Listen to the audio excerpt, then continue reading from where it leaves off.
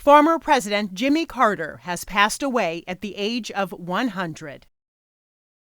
I'm Joyce Taylor. Thanks for joining us. The Carter administration faced several formidable challenges: an energy crisis, high inflation, unemployment, and the Iran hostage crisis. President Carter visited Washington state several times while he was in office.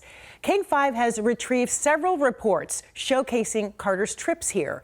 You're going to see those reports in their entirety as they were originally broadcast. We begin in May of 1978 when Mr. Carter flew from Portland to Spokane. King 5 News anchor Gene Anderson interviewed the president one-on-one mid-flight aboard Air Force One. Here's their conversation. His visit to the West was like a political campaign trip. His staff had done a lot of advance work to get the crowds out, and the president shook hands at every stop. His aides have told him to speak more forcefully and improve the content to try and project a stronger image. As the president boarded the plane for Spokane, aides were encouraged by his performance so far. He had talked tough to the lawyers in Los Angeles, and he had dropped a multi-million-dollar jobs package on Oregon. The staff believed his reception was good. We flew with the president aboard Air Force One from Portland to Spokane and spoke with him in the presidential suite in the front of the plane. It was the first time the president had ever granted an exclusive interview to a local reporter. He seemed relaxed and confident. You seem to enjoy being president. Yes, I do.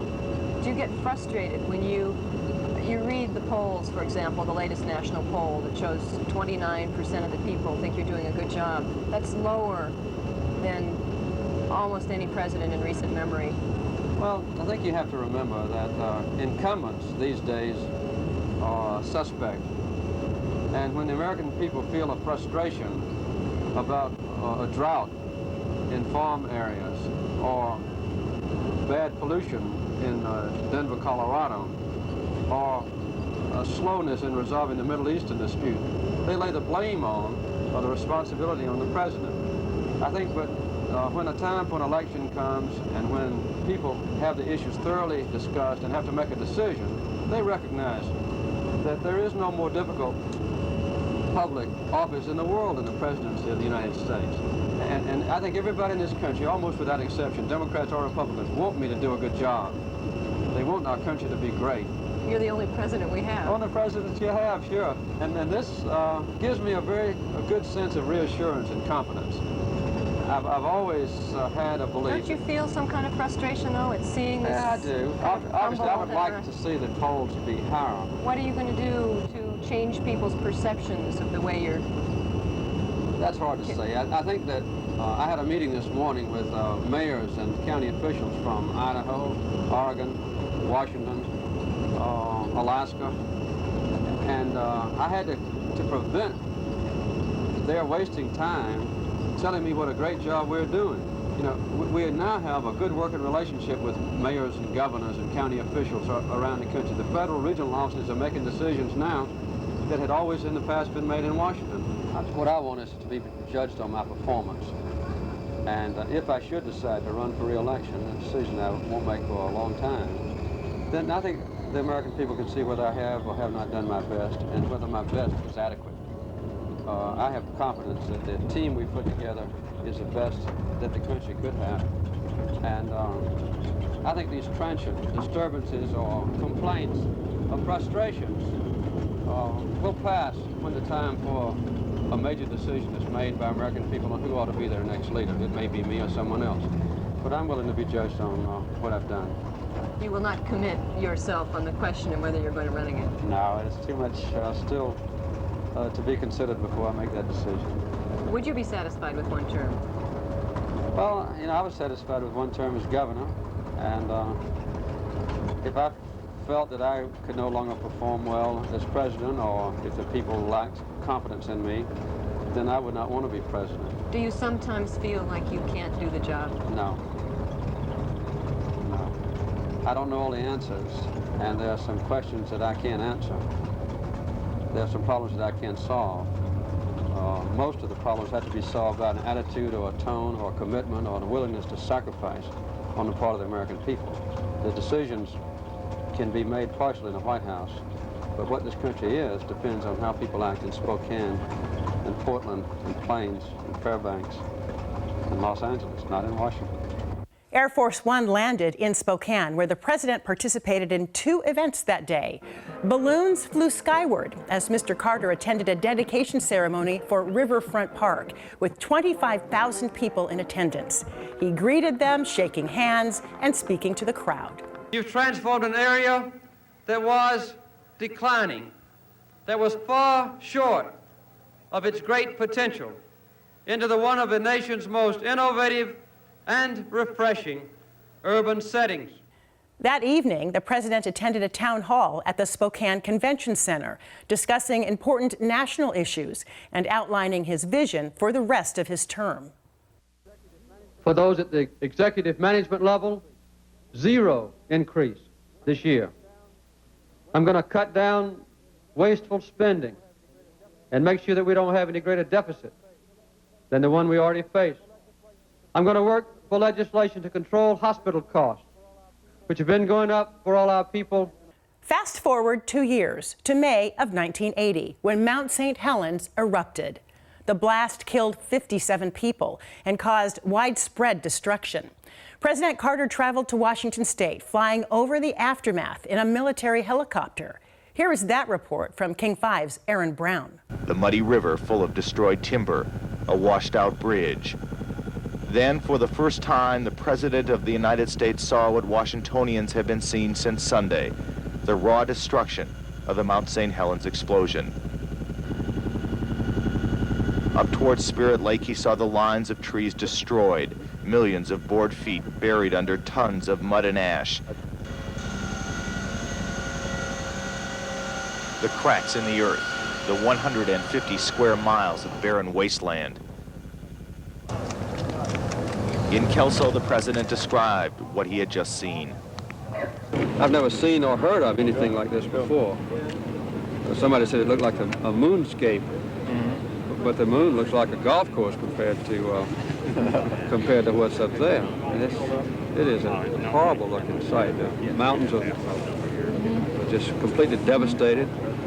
You can't see where the ground even was formerly. The ash is several hundred feet deep. There's tremendous clouds of steam coming up. There's enormous icebergs, as big as a mobile home. The president then went to Cascade Middle School in Kelso. The school is now a Red Cross center for those left homeless by the eruption. 40 slept here last night, down from 300 on Sunday. How are you?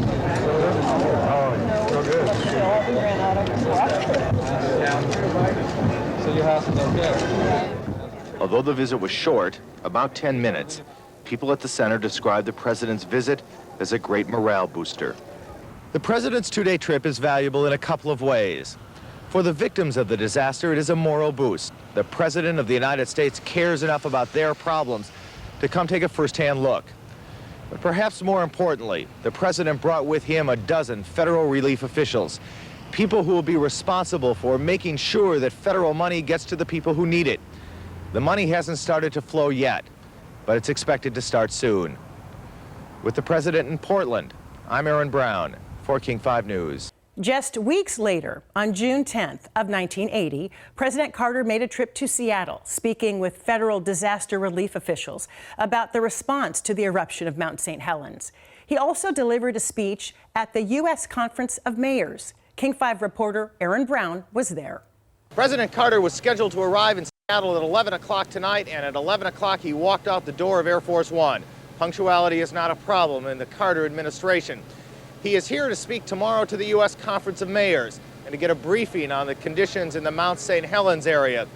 Earlier today he was in Miami, and we had a chance to talk with him briefly about his day there. He said he was satisfied that both the public and private sector are doing everything they can to get that city back running again after the riots there last week and the week before. And as far as the demonstration earlier, he said he wasn't aware of it.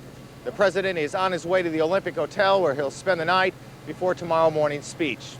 At Boeing Field, I'm Aaron Brown for King 5 News.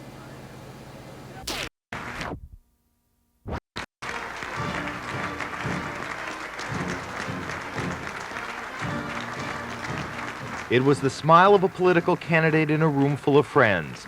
Much of Carter's strongest support comes from mayors of big, largely Democratic cities. The president was on the campaign trail. Mr. Carter defended his tight budget, which mayors fear will cost the cities dollars. He said his plan to slow inflation will work without unfairly hurting those people who need government services the most. My program will bring down price increases and interest rates, and this will help everyone, but it's a program designed especially to help old people on fixed incomes, for the poor who must sometimes choose between a warm home and a warm meal. Mr. Carter said the administration had created more jobs than in history, 8 million more jobs in 3 years. He said his efforts to bring private money to revitalize cities has created 400,000 new jobs and increased urban tax bases by $100 million a year. Carter told the mayors he is a friend to be appreciated. Where there was a federal hodgepodge, there's now a good, calm, solid, routine working relationship between the federal government and the local officials of our nation. And in the only time he was interrupted by applause, Mr. Carter made an obvious attack on the campaign pledges of Republican Ronald Reagan. I reject the easy promise that massive tax cuts and arbitrary rollbacks of government programs are the answer.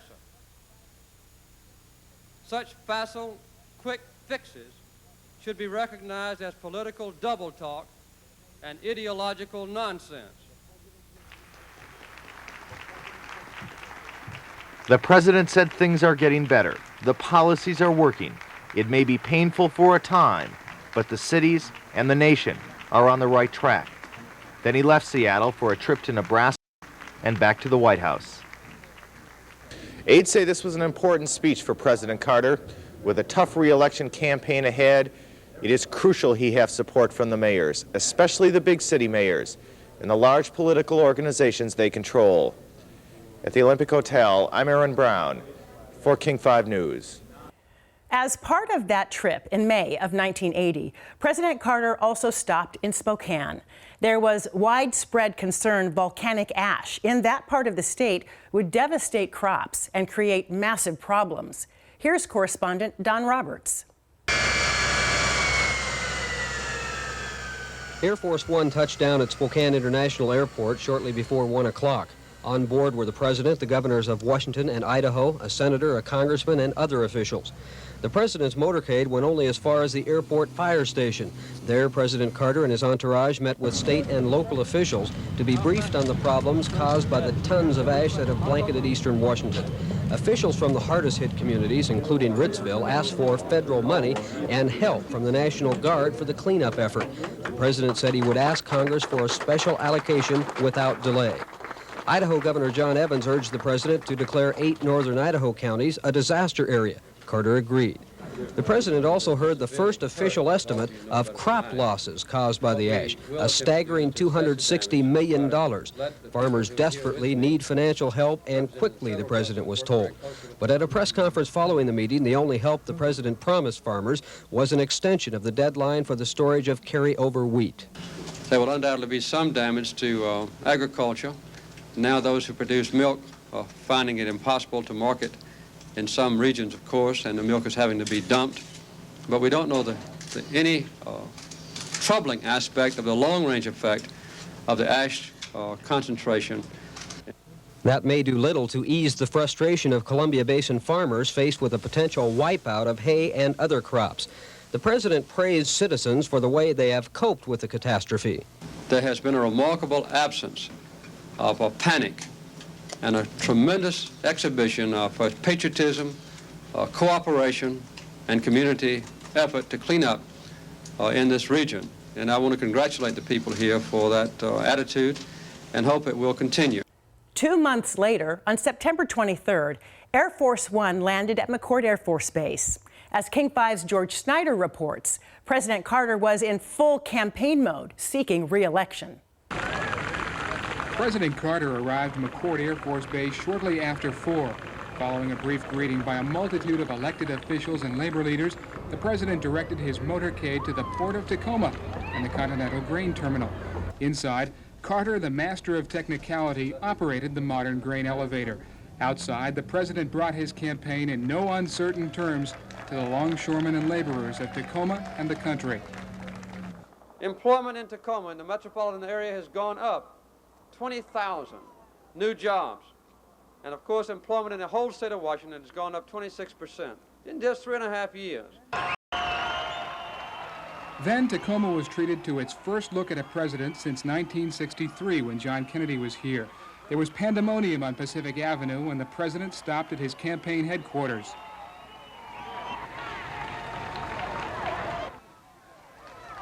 The scene repeated a few blocks later when the president visited a senior center.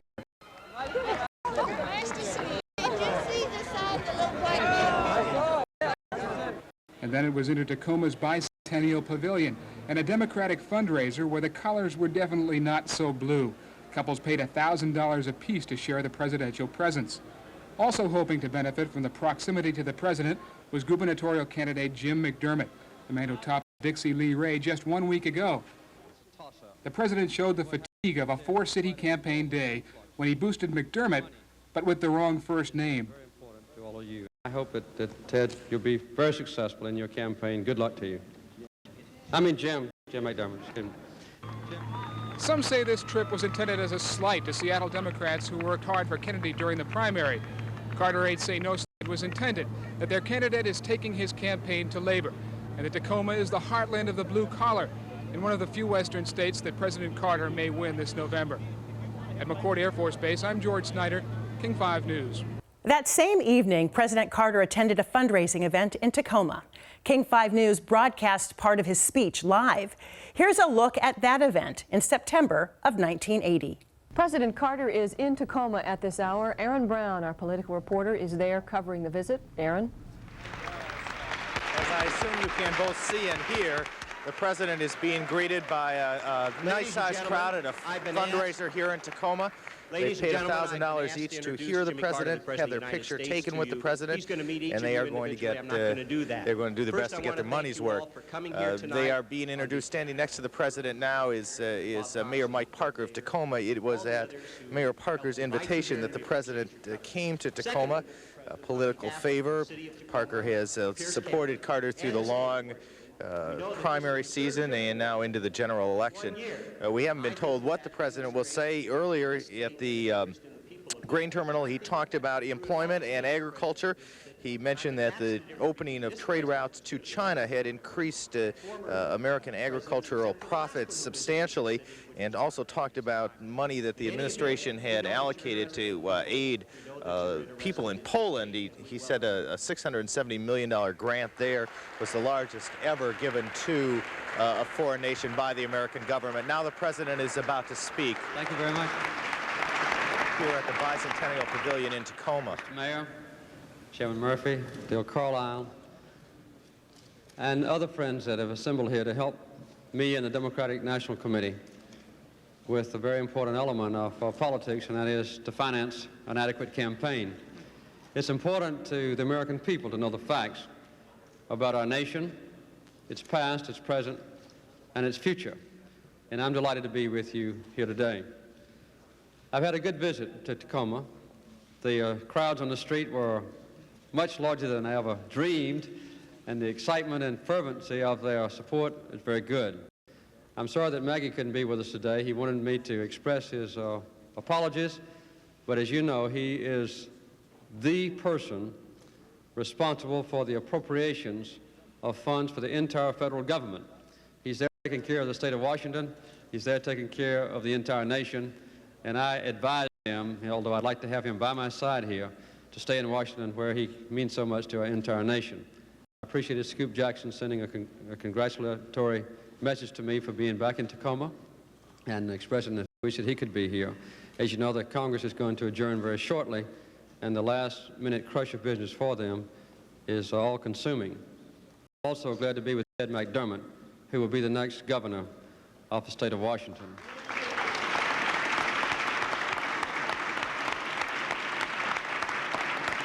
I've been looking I've been looking at some of the poll results. They're very exciting. And I would guess at this moment that it's a toss-up. And what happens to Ted, in spite of enormous influx of money, is very important to all of you. And I hope that Ted will be very successful in your campaign. Good luck to you. Thank you. I mean Jim McDermott, excuse me. Jim is very important to me, too. He rode in the car with me, and we had a chance to talk about the future of this state.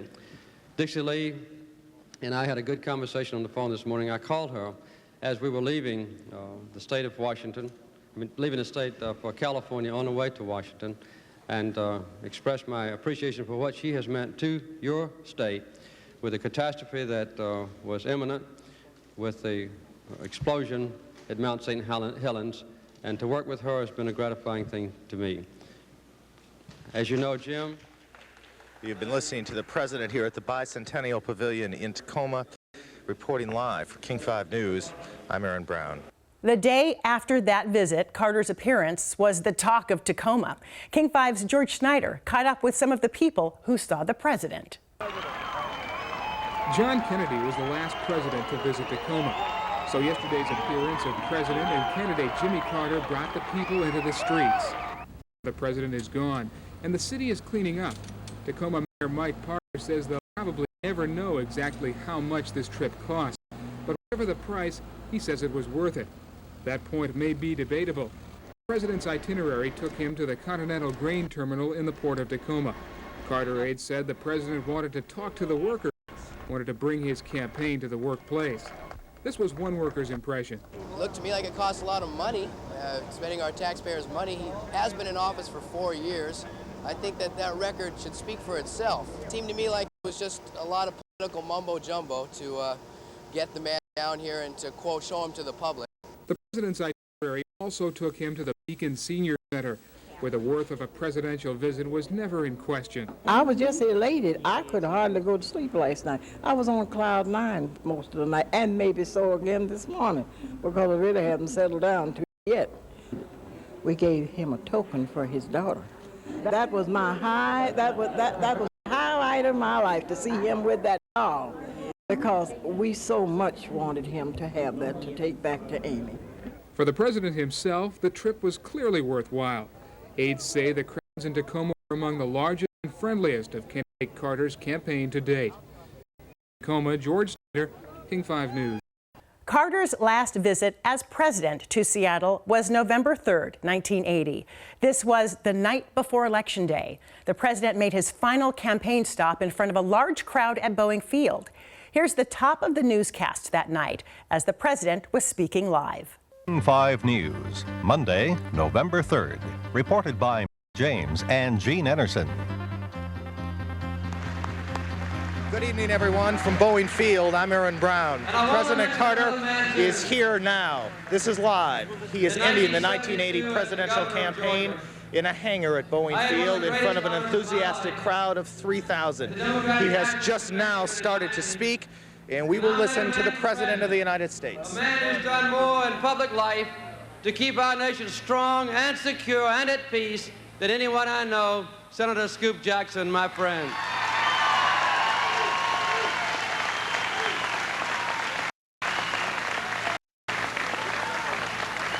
And I want to mention to your next governor and my friend, Jim McDermott.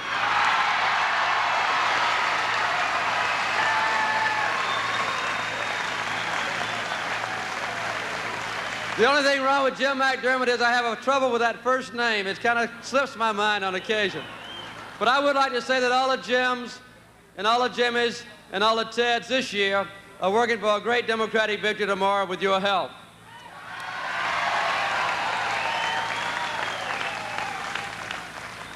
You're blessed in this state with a fine Democratic here delegation. For about 15 or 20 minutes. We'll all be on the He ticket will then board Air Force One and head back to Plains, where he will cast his vote tomorrow and then wait for the outcome. He is obviously very enthusiastic, he is very up, and he's got a good crowd to play to. When the president leaves, we will come back to Boeing Field to see him off.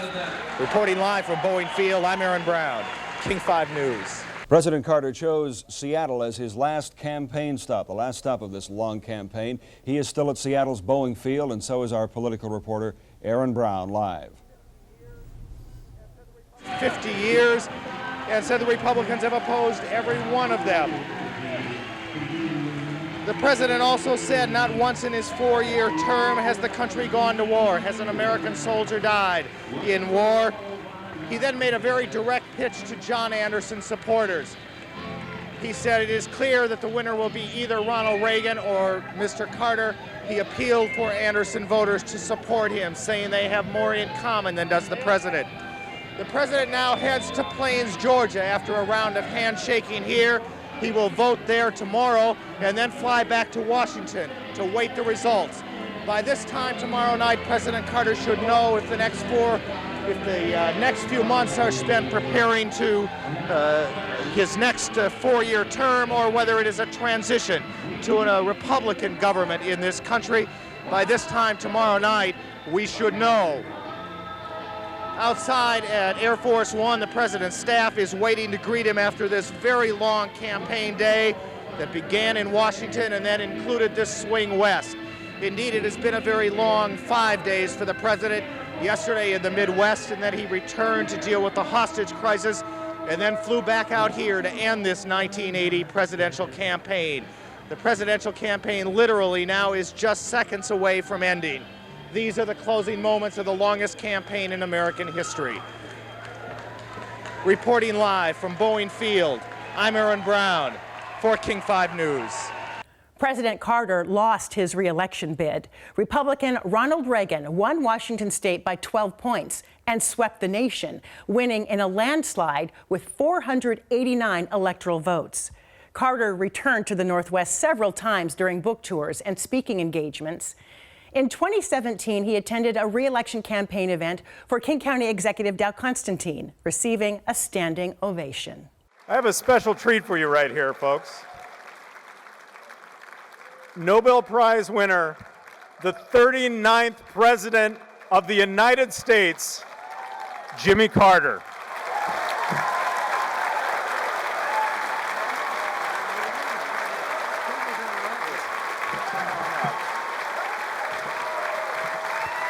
Hi, everybody. As you can see, there was a lot of admiration and respect for the former president that night. Following his presidency, Jimmy Carter spent decades serving the public as a humanitarian, including his work with Habitat for Humanity. He won the Nobel Peace Prize in 2002 for his efforts to find peaceful solutions to international conflicts and advances in human rights. He was married to the love of his life, Rosalind Carter, for 77 years. She passed away November 19th, 2023, at the age of 96. They were the longest married presidential couple in U.S. history. On behalf of King 5, thank you for taking a trip back in time with us.